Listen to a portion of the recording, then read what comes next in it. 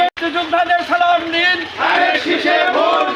বীর মুক্তিযোদ্ধাদের সালাম নিন। 12 ফেব্রুয়ারি যে নির্বাচন হচ্ছে, সেই নির্বাচনে শহীদ প্রেসিডেন্ট জিয়াউর রহমানের যে দল, সেই বিএনপির প্রার্থী আলহাজ তমিজউদ্দিন সাহেবের পক্ষে আমরা মুক্তিযোদ্ধারা ঐক্যবদ্ধ হয়েছি। আমরা এই আলহাজ তমিজউদ্দিন একজন সৎ মানুষ, তাকে ভোট দেওয়ার জন্যে ধামরাইবাসীকে আমরা অনুরোধ করছি, দয়া করে আপনারা এমন ভোট দিবেন ধামরাইবাসী আর এত ভোট যেন কোনোদিন না দিয়ে থাকে। তাই আপনারা, আমরা খালি একজন এমপি চাই না, আমরা ধামরাই থেকে অবহেলিত, আমরা কোনোদিন মন্ত্রিত্ব পাই নাই। এইবার আমরা এখান থেকে মন্ত্রীর চেহারা দেখতে চাই।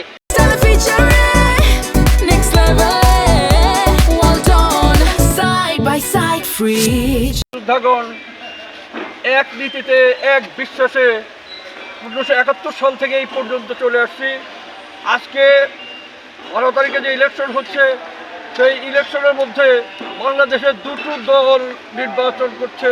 একটা হচ্ছে মুক্তিযুদ্ধের সপক্ষের দল, একটা হচ্ছে যে জিয়াউর রহমানের দল, আরেকটা হচ্ছে 1971 সালে যারা আমাদেরকে বুকের মধ্যে গুলি চালাতে দ্বিধা করে নেয়, আমাদের মা বোনদের ইজ্জত নষ্ট করতে দ্বিধা করে নেয়, যারা মা বোনদেরকে পুরোদিন মানুষ হিসেবে গণ্য করে নেয়, তারা হচ্ছে এক দল।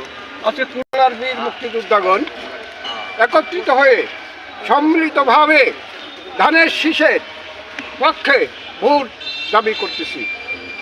আমরা কিছুতেই মুক্তিযোদ্ধারা 1971 সালে যারা স্বাধীনতা বিরোধী, তাদের ভোট দিতে পারি না। আমরা 71-এর চেতনাকে উজ্জীবিত করার জন্য, 71-এর চেতনাকে জাগ্রত রাখার জন্য আমাদের ধামরাই থানায় যিনি বেগম জিয়ার প্রার্থী, তারেক রহমানের প্রার্থী, ধানের শীষের প্রার্থী, যিনি সৎলোক 3 বারের উপজেলা চেয়ারম্যান জনাব মোহাম্মদ তমিজউদ্দিন সাহেবকে ধানের শীষে ভোট দিয়ে সবাইকে জয়যুক্ত করার জন্য আমি আহ্বান জানাচ্ছি।